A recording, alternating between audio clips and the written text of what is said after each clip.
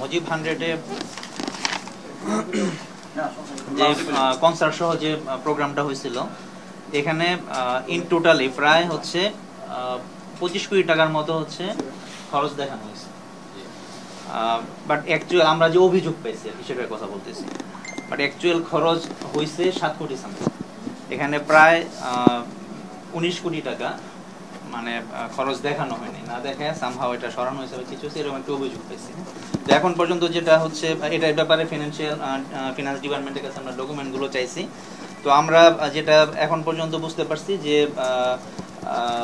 Last কিছু আমাদের অভিযোগ প্লাস হচ্ছে কিছু ডকুমেন্ট পর্যালোচনায় এখানে প্রায় 19 কোটি টাকা মতো হচ্ছে অ্যানোমালিস আছে।